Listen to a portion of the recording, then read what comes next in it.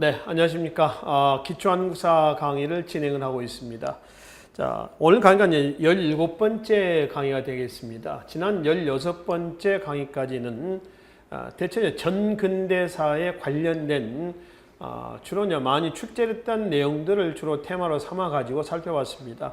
바로 앞강에서는 조선 후기 사상계 세 동향에서 양명학 그리고 실학 이런 부분에 대해서 살펴봤었죠. 자, 이 시간에는 근현대사 부분으로 넘어와서 근현대사 부분에서는 대체로만 8문제, 9문제, 때로는 10문제, 11문제까지 출제가 됩니다만은 하여튼 최근에 출제의 비중이 높아지고 있다라고 하는 것은 두말할 나위가 없겠습니다.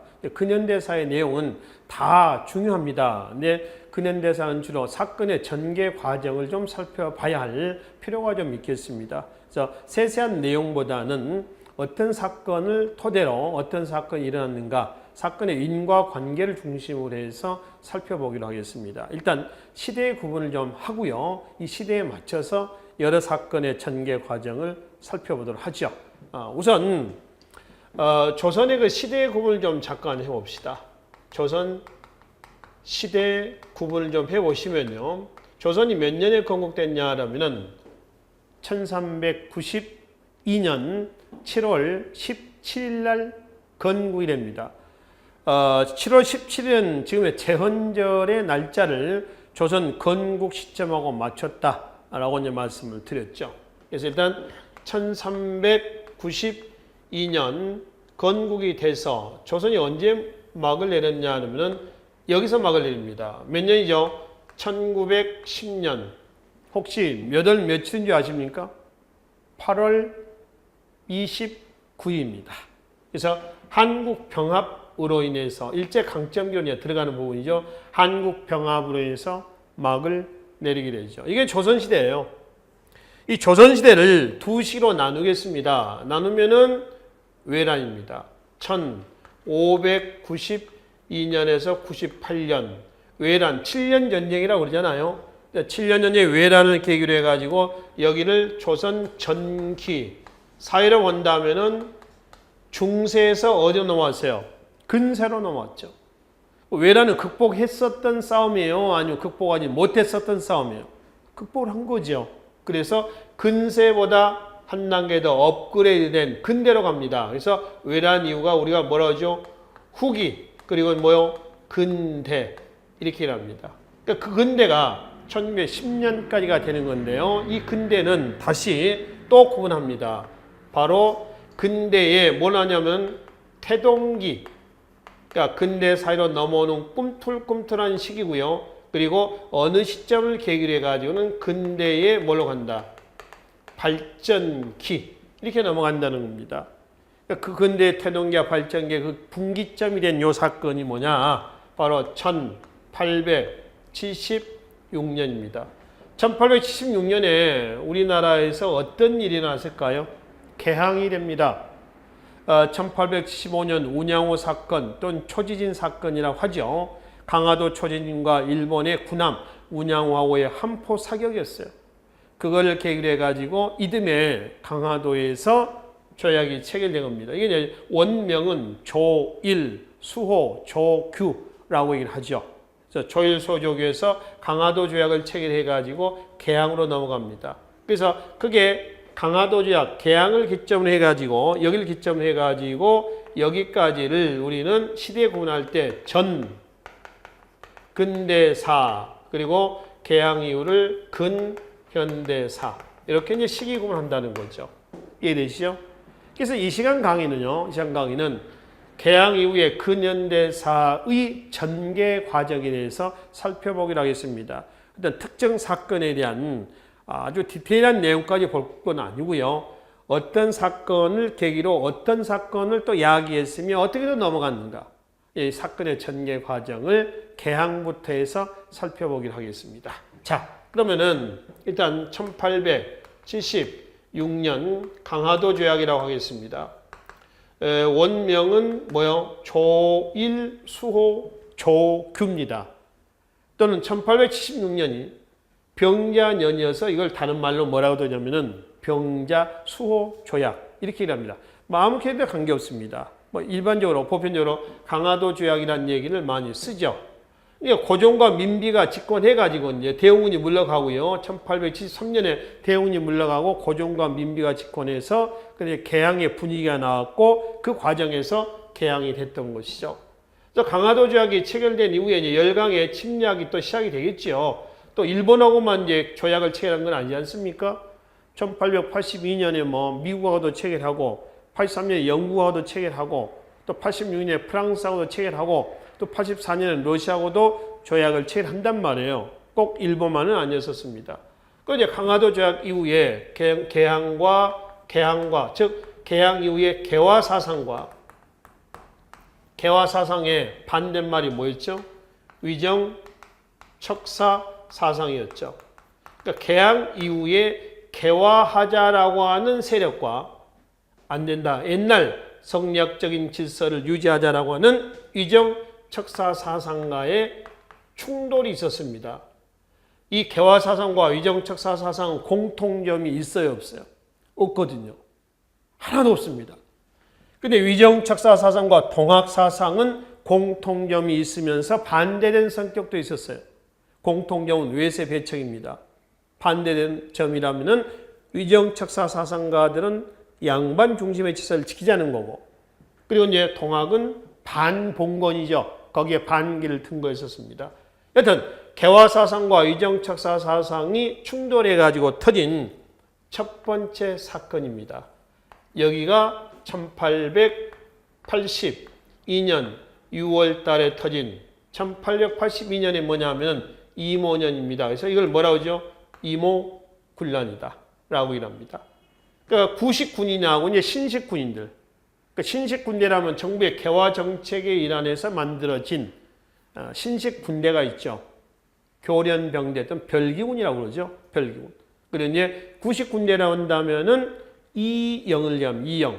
조선후기 중앙군을 뭐라고 그러냐면은 5군영이라고 그랬거든요. 훈련도감, 어영청, 총용청, 수호청. 그 마지막 숙종대 금영에서 5군영이 나오죠. 그 5군영이 개항 이후의 개화 정책에서 민비정부의 개화 정책에서 무이영과 장어영에서 이영으로 고쳐집니다.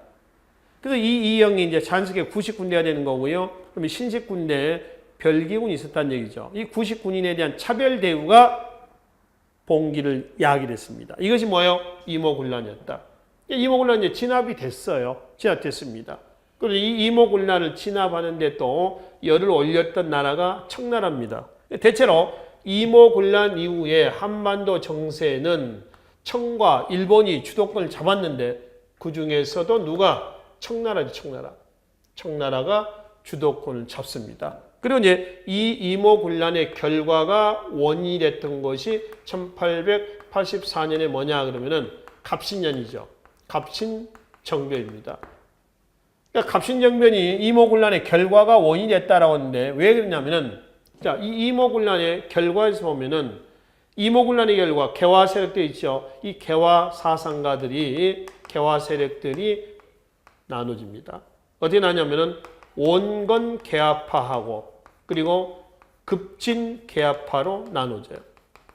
민비를 중심으로 했었던 온건 개화파하고 그러면 김옥준, 박영효 등을 중심으로 했었던 뭐죠? 급진 개화파로 나눠집니다. 얘는 청나라를 모델로 한 점진적인 개혁을, 여기는 일본의 메이지 유시를 모델로 하는 급진적인 개혁을 지향을 합니다. 그러니까 같은 개화 세력 내에서도 내부에 대립점이 있었던 거죠. 그 얘네들이 이제 개화 정책을 추진하는데 얘네들이 자꾸 발목을 잡고 늘어지는 거예요. 그래서 얘네들이 일본의 군사적인 후원 약속을 받고 얘네를 친 겁니다. 이것이 뭐죠? 바로 갑신년의 갑신정변으로 터졌다라고 하는 것이죠. 우리나라 최초의 정치 개혁 운동으로 기억하시면 됩니다. 뭐가요? 갑신정변이. 일본의 메이지 유신을 모델로 했었던 전제 군주제로의 개혁이었었어요. 이게 갑신정변입니다. 개혁요강 14개 주의 개혁요강도 나와 있습니다. 여기서 뭐 거기에 대한 세세한 내용까지는 보지는 않겠습니다. 그래서 결론은 이모군란의 결과 개화파 세력들이 나눠졌고 그래서 이 세력에 대한 공격이 이걸로 나왔다. 근데 결국 어떻게 했어요? 실패했죠. 며칠 만에?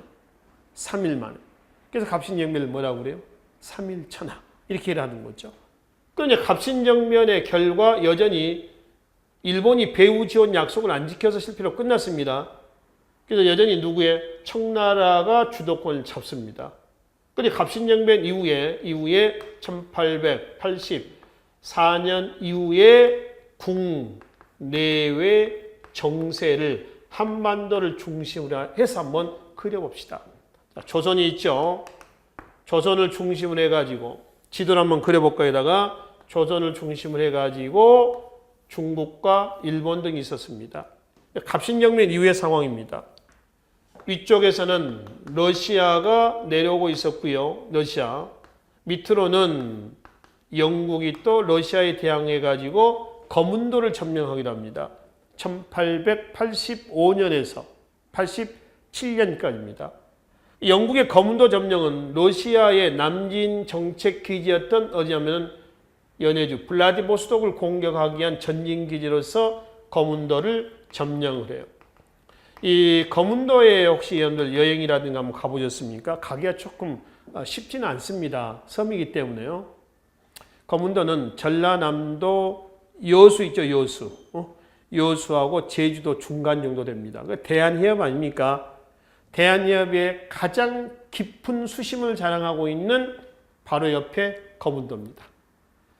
여기는 영국 군인들의 무덤, 묘지들도 공원처럼 이렇게 만들어놨어요. 이때 영국인들이 여기에 거문도를 점령하고 해밀턴 항이다 해서 항구를 만들고요. 포대를 구축을 합니다. 그래서 블라디보스톡을 공격하겠다라고 하는 거죠.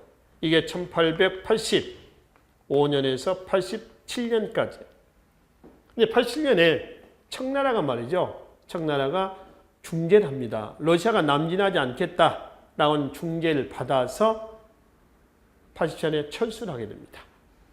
하여튼 영국이 러시아하고 이제 맞닿고 있는, 충돌하고 있는, 대립하고 있는 상황이고요. 그럼 여기는 어디예요? 청이죠. 청. 여기는 어딘가요? 일본이 있죠. 청과 일본의 대립은 시종일관 계속되는 겁니다. 지금 현재 조선과 청은 어떤 관계였을까요? 호란 이후의 군신 관계입니다. 임금과 신하의 관계죠. 그러니까 일본이 조선을 개항을 시킬 때 강화도 조약 제1조에다가 뭘 집어넣냐면은 조선은 자주국이다. 일본과는 동등한 권한을 갖는다. 이런 문구를 집어넣습니다. 그럼 진짜 일본이 조선을 자주국으로 인정하기 위해서가 아니라 청과 조선과의 군신 관계를 끊고 조선에 대한 침략을 용이하게 하겠다라고 하는 거죠. 그런 의도가 내재가 되어 있죠. 근데 조선의 개항은 분명 일본이 시켜놓은 것은 사실입니다. 근데 일본이 조선의 개항을 시켜놓고 강화도 조약을 통해서 조선에 대한 정치적인 침략을 제대로 했느냐 못했냐? 못했습니다. 왜? 여전히 누가? 청나라가 배후에 있었기 때문에 정치적인 침략을 못하고요. 경제적인 침략만 이렇게 하고 있었어요.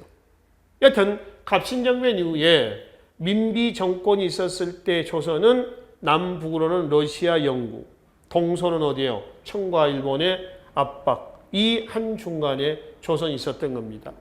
이때 독일 영사 부들러가요. 한반도 대외 중립론을 주장하기도 하고 우리나라 최초의 유학생, 국비 유학생 아주 엘리트 관료였죠. 육일준도 이때 스위스처럼 말이죠. 영세 중립국안을 제창을 했습니다마는 이런 나라들이 조선의 중립국안을 찬성하겠습니까? 들어와서 하나로 더 가져가려고 그러는 거지. 제국주의 침략 시기 때 조선을 중립국으로 만들어 놓으려고 하진 않았을 거란 얘기예요. 그래서 이제 조선의 중립국안은 좌절이 됐습니다. 하여튼 갑신정변 이후에 이렇죠. 그럼 지금 현재 집권 세력은 누구란 얘기예요? 원공개화파의 누구죠? 바로 김홍립이라든가 고종, 민비 이런 사람들이 이제 지배계층입니다. 이런 지배계층들은 이런 열강의 침략에 대해서 어떻게 대응했을까요? 강하게 나가서 저항했을까요? 아니면은 못했을까요? 못했습니다.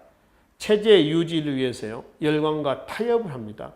타협을 하고 적절하게 이제 그네들의 입맛을 맞추고 있었고요. 오히려 피지배층에 대한 수탈만 강화를 해나가고 있었어요. 그러니까 결국 이제 그 와중에 피해자는 누구예요? 민중이죠. 그 민중들 입장에서는 그런 정부에 대해서 반봉건, 그런 열강, 정치 경제적인 침탈 속에서 그런 열강에 대해서는 반외세의 기운이 고조가 됩니다. 나중에 1894년에 동학농민운동이라고 하는 싹이 지금 꿈틀거리고 있다라고 이제 보시면 되겠죠. 동학은 반봉건, 반외세 운동의 성격을 띠고 있었습니다.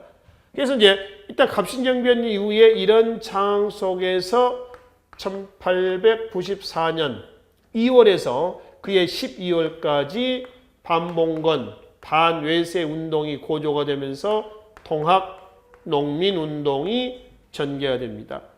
동학교도와 민중들이 연합했다라고 이제 보시면 됩니다.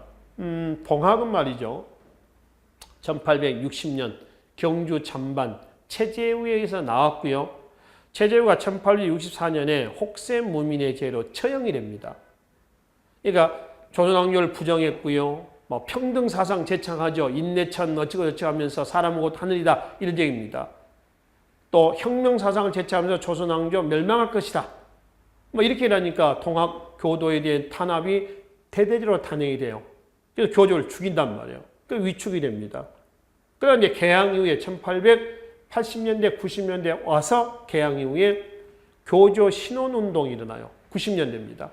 그래서 92년 1차, 93년 2차, 3차 교조 신원운동의 결과 잘 안 됐지만은 그것이 연장해가지고 삼정문란, 세도정치 후에 삼정문란의 농민들의 반란 세력과 동학교도하고 연합을 하는 거죠.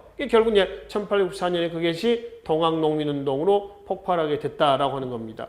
동학농민운동은 총 4시기로 나옵니다. 제1기 고부밀란시기, 2기 동학운동의 절정기, 3기 폐정개혁 실천기, 4기 항일국운동기 이렇게 나오는 거죠. 그리고 그 중에 제3기 폐정개혁 실천기 때, 그러니까 동학농민운동이 한참 진행되고 있었을 때에 1894년 7월 제1차 갑오 개혁이 터졌고요. 그런 이제 동학농민운동 제3기 때에 1894년 역시 7월 조선에서 뭐가 터졌냐면은 청일전쟁이 터졌습니다. 그러니까 동학운동이나 제1차 갑오개혁이나 청일전쟁은 말이죠. 동시다발적으로 터졌어요. 그래서 동학운동이 제 몇 기 때라고 했습니까? 제3기 때라고 했습니다. 제1기 고부밀란시기, 제2기 동학운동의 절정기, 제3기 전주화약 이후에 폐정개혁 실천기 이때입니다. 그런데 제4기는 항일 구국운동기 이렇게 일하죠. 그럼 시기로 본다면은 청일전쟁이 먼저냐 아니면은 갑오개혁이 먼저냐. 청일전쟁이 7월 25일이고요. 이게 군국기무처가 설치가 됐다가 이게 이제 군국기무처가 제1차 갑오개혁 추진기관이니까 7월 27일이에요. 거의 같아요. 거의 같습니다. 이제 제1차 갑오개혁은 자, 군국기무처를 중심으로 제1차 김홍집 친일 내각을 중심으로 해가지고 추진이 됐습니다. 근데 청일전쟁에서 일본이 우세하게 진행되면서 이 개혁에 일본이 비록 친일 내각이었지만은 일본은 전쟁 중이었기 때문에 이 개혁에 직접적으로 참여하지 못했어요. 근데 전쟁에서 일본이 우세하게 진행이 되면서 이 개혁에 직접 참여하고 싶은 건지 일본이. 왜냐하면은 조선의 개항은 누가 시켜놨다고요? 일본이. 그래서 정치적인 침략을 제대로 바로 했다고요? 못했다고요. 왜요? 배후에는 청나라가 있었기 때문에. 일본에 있어서의 청은 눈의 가시 아닙니까? 조선 진출하는데. 근데 그 청과의 전쟁에서 일본이 청은 이제 무찌르고 거의 우세한 전황으로 넘어갈 즈음에 일본은 이제 그네들의 음모가 나오게 되는 거죠. 의도가 바로 이 개혁에 직접 참여해서 우리가 일본이죠. 일본이 조선에 대한 침략을 좀 용이하게 하자. 정치 경제적인 영향력을 좀 강화하자. 이렇게 나간 거죠. 그래서 일본은 제1차 김홍집 친일내각을 붕괴시킵니다. 그리고 제2차 김홍집 박영효 친일 연립내각을 구성해서 1894년 12월에서 1895년 7월까지 제2차 갑오개혁을 단행을 하게 되는 거죠. 제2차 갑오개혁은 제2차 김홍집 박영효 친일 내각을 중심으로 해서 단행이 됐습니다. 자, 여기서 김홍집은요, 온건개화파, 친청파고요. 박영효는 급진개화파, 친일적인 성향을 가진 사람입니다. 여기서 친일이라고 해서 우리가 일제시대 때 친일의 개념은 아닙니다. 아시겠죠? 여기서 이제 친일은 아까 얘기했던 여기 온건개화파의 청나라 양무운동을 모델로 했었던 바로 점진적인 개혁, 그리고 여기는 일본의 메이지 유신을 모델로 했었던 급진적인 개혁파를 얘기하죠. 여기가 김홍집, 여기가 박영효 등입니다. 근데 박영효는 어디가 있었냐면은 갑신정면 실패 이후에 김옥균 등은 잡혀서 죽었단 말이에요. 암살되고 막 그랬거든. 근데 박영효는 일본으로 도망을 갔습니다. 그런데 일본에 체류하고 있었던 박영효를 일본이 데리고 와요. 데리고 와서 김홍집, 박영효 친일 연립내각을 구성해서 제2차 갑오개혁을 단행을 하는 겁니다. 이때 홍범 14조가 반포가 되고요. 최초의 헌법적 성격을 띈 거라 그러죠. 그리고 독립맹세문, 독립서고문이 발표가 됩니다. 고종이 백관들 데리고 종묘에 나가서 종묘 역대 왕의 위패를 모셔놓은 거 아닙니까? 나가서 독립맹세문을 선언하는 거죠. 우리 독립해야 되겠다라고 하는 겁니다. 근데 2차 갑오개혁은 끝을 보지는 못했어요. 왜 끝을 보지 못했냐면은 개혁을 추진하는 과정에서 박영효가, 급진개혁파 박영효가 군제 개혁을 하는 과정에서 궁궐의 군대를 바꾸려고 합니다. 근데 이제 온건개혁파 김홍집 등이 너 혹시 그렇게 하면서 옛날처럼 갑신정변과 같은 쿠데타를 계획하고 있는 거 아니냐? 이런 때 의심을 받게 되는 거죠. 그걸 불괴 음모라고 그러거든요. 그럼 만약에 박영효가 진짜로 그런 의심을 생각을 했든 아니면 이거는 상대편에서 의심을 했든 간에 이 상황에서 잡히게 되면은 박영효는 죽을 겁니다. 아마 잡혀 죽을 거예요. 갑신정변 때도 죽다 살아났거든. 일본에 망명하면서 살았거든요. 그래서 박영효가 불괴 음모에 누명을 쓰게 된단 말이에요. 그래서 자칫 잘못하면 잡혀 죽게 생겼어. 그래서 박영효가 돌연 일본으로 망명을 해버리죠. 그래서 이 개혁을 주동했던 박영효가 망명하면서 2차 갑오개혁은 어땠다고요? 중단됐습니다. 1차 갑오개혁도 중단된 거예요. 실패한 거 아닙니다. 일본이 이 내각을 해체시키고 이 내각을 구성하면서 자연스럽게 중단됐다라고 하는 것이죠. 이해되시죠? 자, 그래서 이제 2차 갑오개혁은 1894년에서 1895년 박영효가 일본에 다시 망명할 때까지 시기적으로 한 8개월 정도 진행이 됐습니다.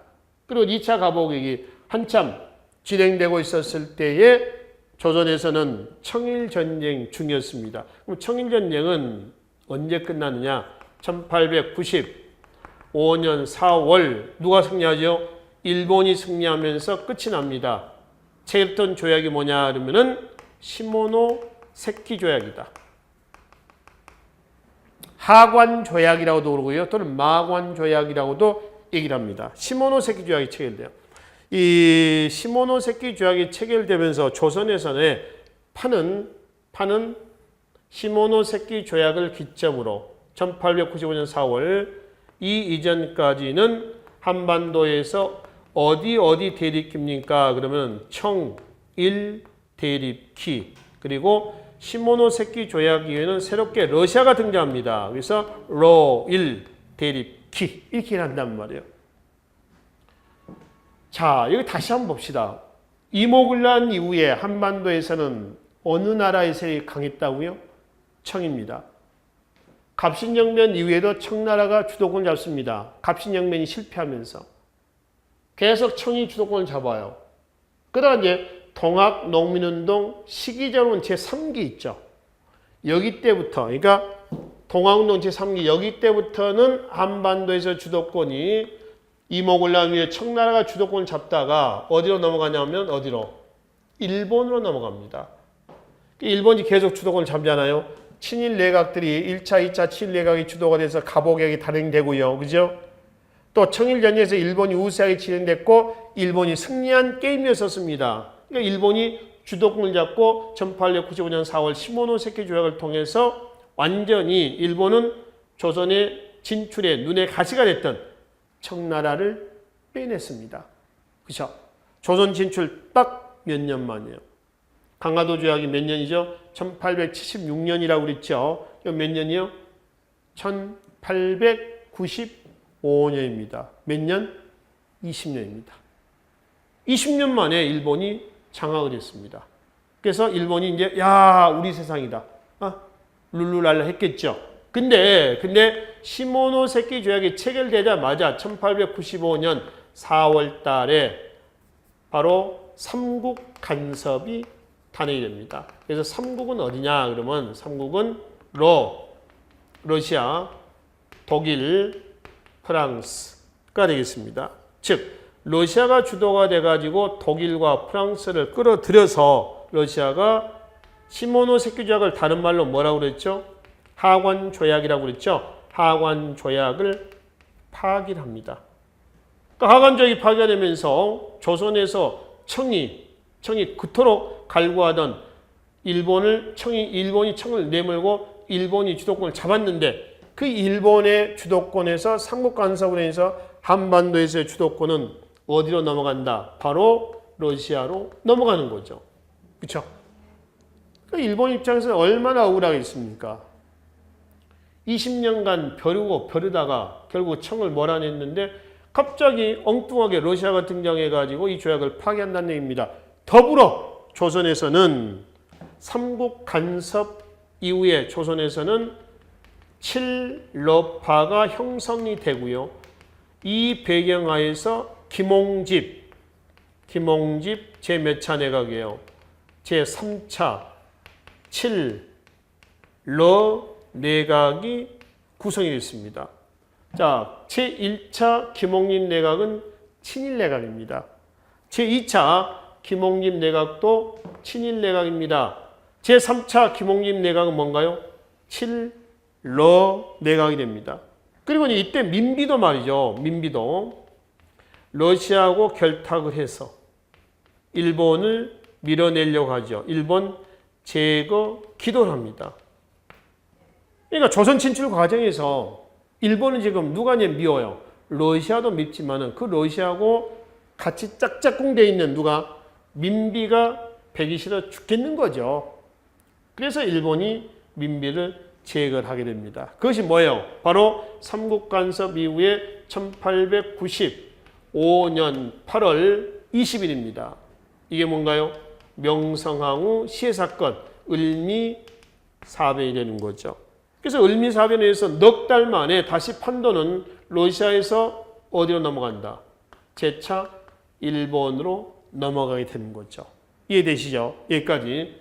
그럼 이제 그 이유는 을미사변 이유는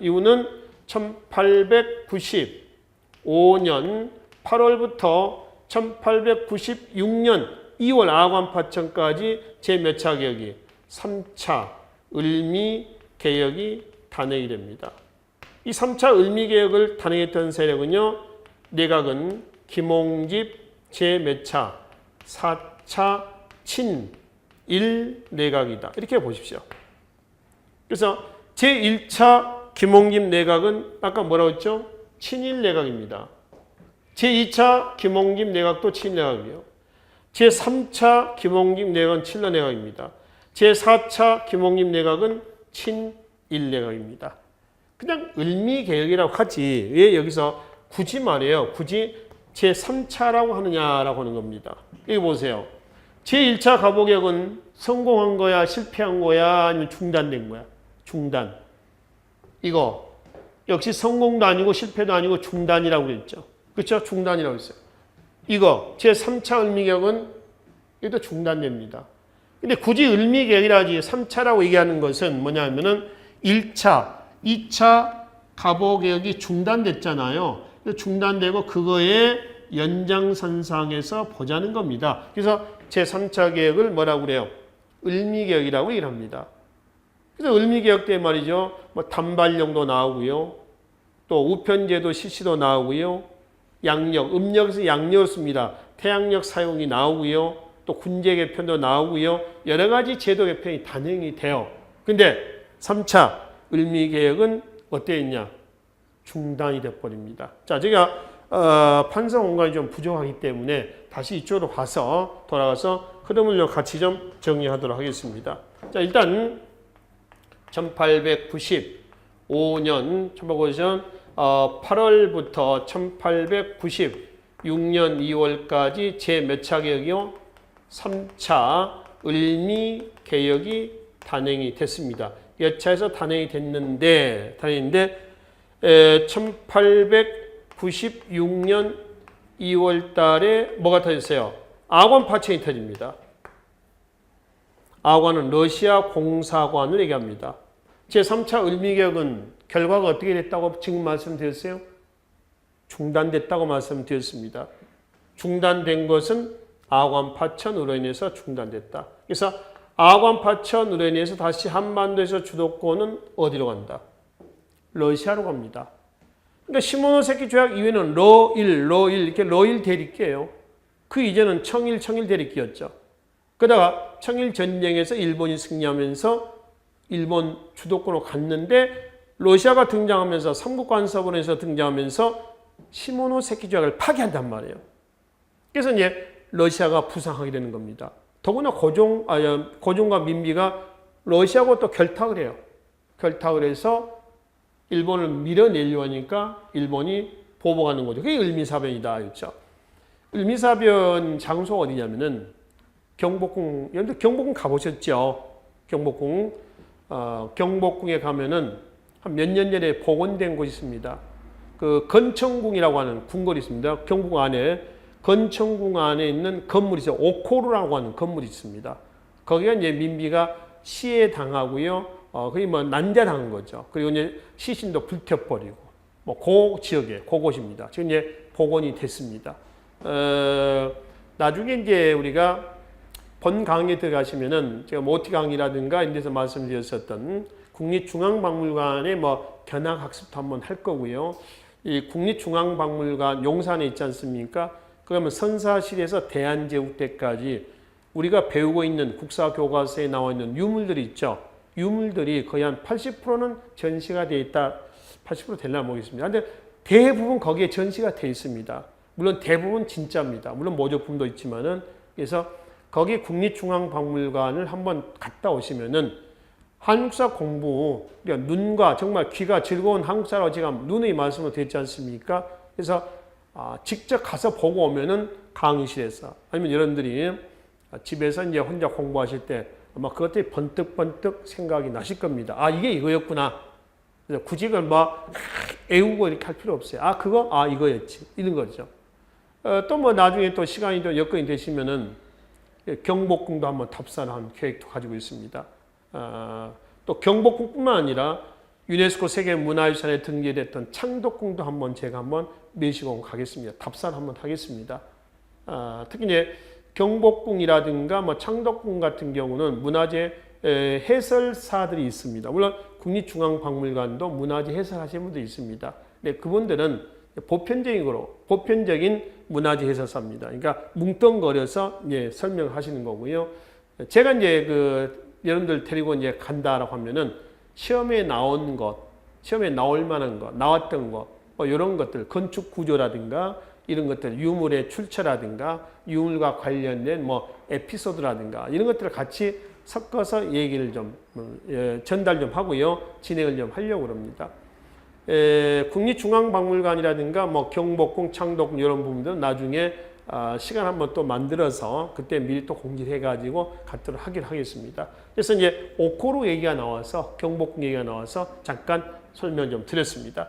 자, 그래서 아관 파천에서 을미격이 중단이 됩니다. 그래서 이제 러시아가 주도권을 잡고요. 특히 이제 아관 파천에서 고종이 러시아 공사관으로 옮겨간 사건이에요. 이게 최근에 서울시에서 다시 복원한다고 그래요. 경복궁 뒤쪽으로 해서 덕숭 옆에, 지금 덕숭입니다. 옆에 러시아 공사관 있습니다. 그 길이 있습니다. 그걸 다시 복원한다고 합니다. 나중에 복원이 되면 또 말씀을 드리겠습니다. 궁궐에 이제 집 주인이 집에 없는 상태가 돼버리는 거죠. 그래서 아관파천 그러면은 꼭 하나 기억을 좀 해 두셔야 될 게 있습니다. 열강의 이권 침탈에 계기가 되었다.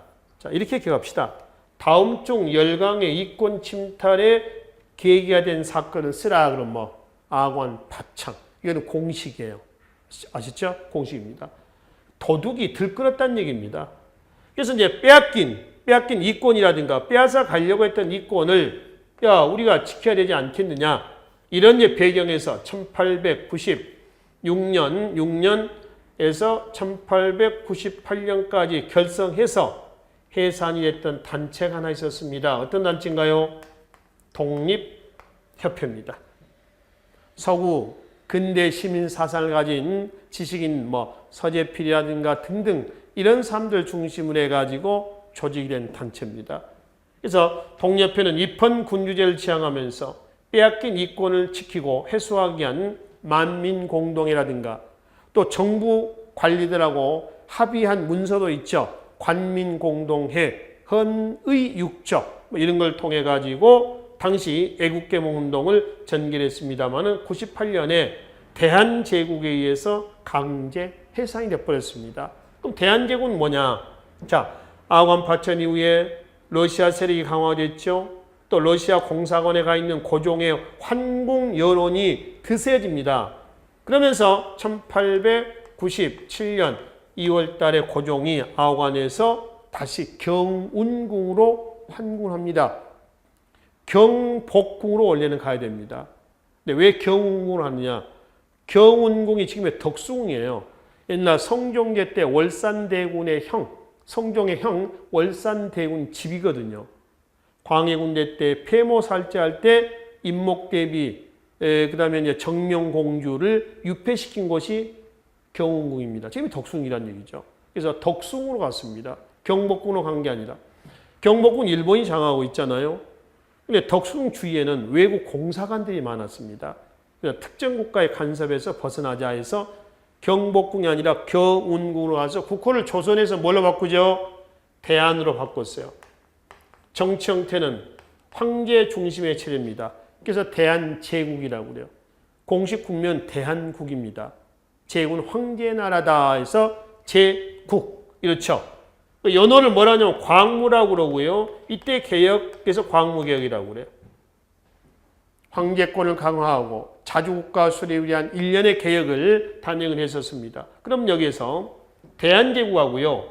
독립협회는 정치적인 이념이 같아요? 안 같아요? 같지 않죠. 말 그대로 대한제국은 황제 중심 체제입니다. 근데 독립협회는 아까 뭘 지향했다고 그랬어요? 입헌군주제를 지향했다고 그랬죠. 입헌군주입니다. 즉 군주권을 왕권을 헌법이라고 하는 울타리를 만들어 놓고 그 안에다가 왕을 집어넣겠다는 겁니다. 그 테두리 밖으로 헌법 밖으로 왕권이 새어나지 못하도록 제재하겠다는 거죠. 그 독립협회하고 대한제국과는 궁합이 안 맞습니다. 절대 안 맞죠. 이거는 전제 군주제를 지향하는 거고요. 이거는 그거를 견제하자는 겁니다.